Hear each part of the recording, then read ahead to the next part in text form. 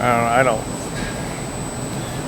This is a different game because we played on the road in Ireland, but that was like a neutral site.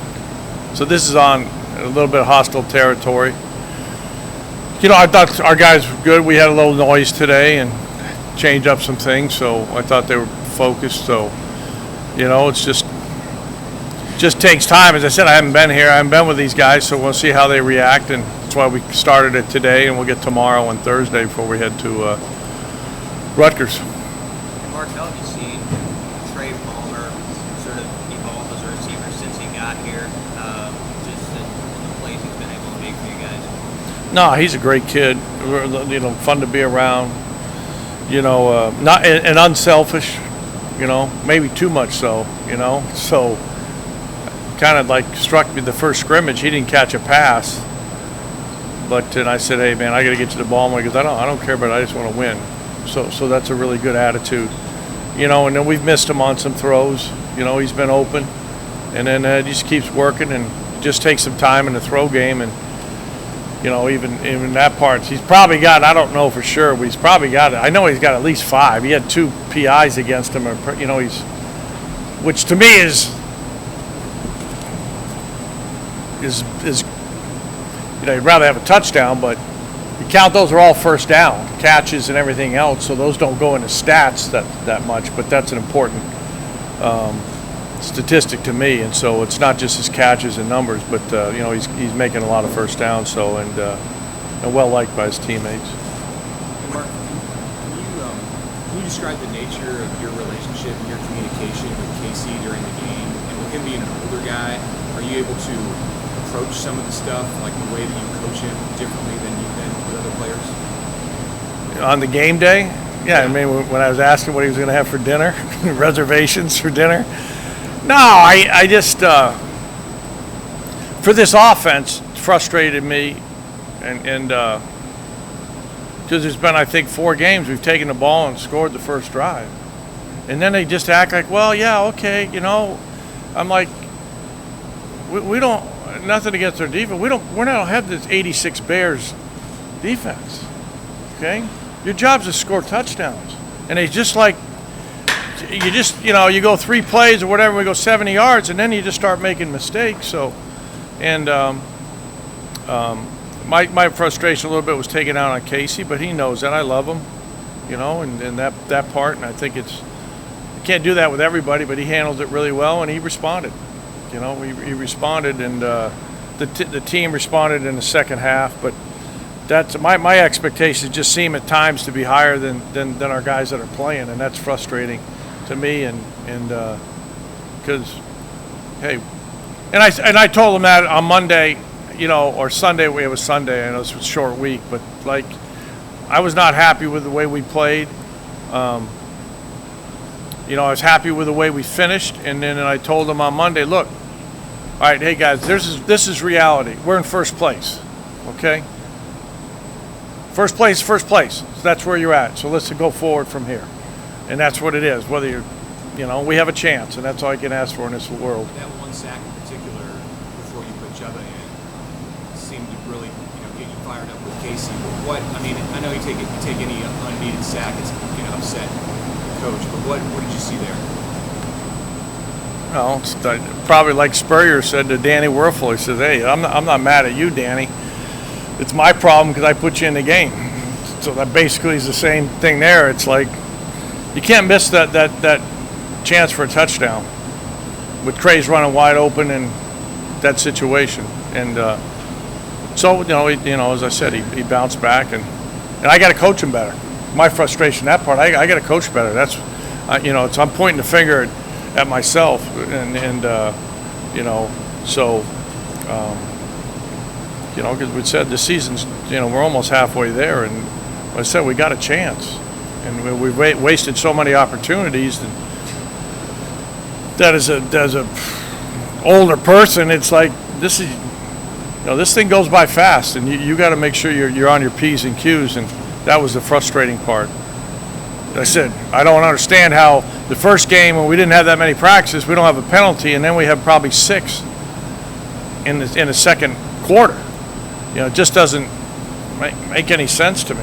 I've never seen anybody in my history that I told Cork have two 15-yarders in two back-to-back plays. I mean, we talk about these things all the time, so, you know,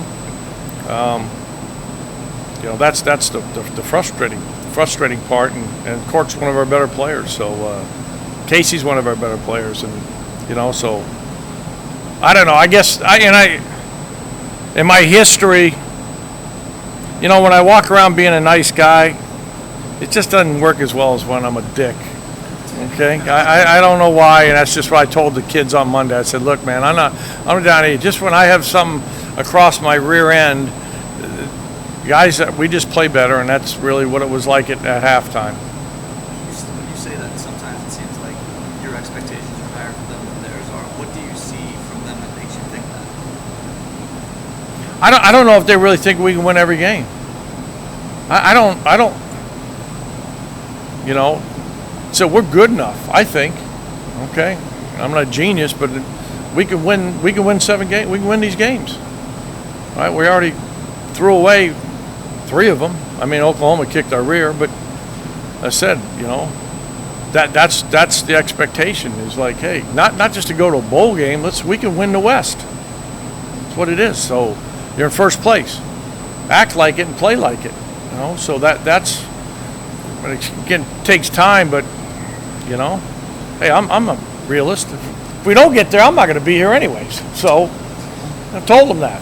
And we win the West, you know, I'll ride Mickey's coattails. But it comes down to those guys playing, and I think they've taken that to heart, and we practiced well these 2 days. So that's, I said, I told them I won't ever BS them, and I like these guys. I said it, and I told them all, I like you. Otherwise, I wouldn't, you know, I wouldn't play you. So.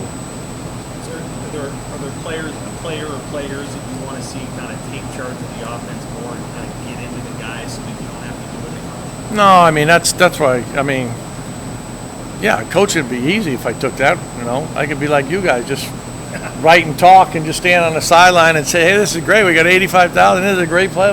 It just, you know, it's. I just felt like I had to go. I could show more passion. That part, which I always have. You know, those days we weren't covered at New Haven. I used to say it's a bad, and UMass, but you know, it's how important this thing is. I mean, you only get one chance to play, and sometimes with all the things that are going on, and at this place, I think they're somewhat privileged, and we got to force them to work harder, which I think they have, and do extra things, and so as I said, that's just a mindset. I just don't ever want to have anybody that played for me say, like, you know, Coach Whipple cheated me. You know, he didn't give me his all that way. That's the most important thing. They may not like me, everything else, but they know when they come in there that they're going to have a good classroom, they're going to learn, and they're going to get better, and that way, and they're going to be a better person, and that's the most important factor. And I probably was looking in the mirror before that game with that off week, just saying, well, how can I be better? How can I help these guys get over the top? And somehow they made the play in the fourth quarter, and you know, it just worked. We missed that play about 3 times earlier in the year, and then finished the game, but that just hasn't happened. So it's going to be the same thing this way. It's going to be 4 quarters and find a way. What does it say about the West that y'all and 5 other teams are in position to win the division at this stage of the game? It's competitive. I don't know if it's quality, but it's competitive. It doesn't matter, right? Numbers are numbers. You can play them any way you want. It's like, hey, the schedule ahead of us is we're in great shape. We're in great shape. That was the goal. What I said to them when I got here is to win the West and get to Indianapolis, and that's after half the season or 5 games. You know, Northwestern has to lose, obviously, but you know, I just pointed that out to them. You know, it's not a pat on the back. You know, but if they keep growing and getting better and work hard, which they did the last 2 days on a short week, we'll see what it is. And this is a big test going on the road,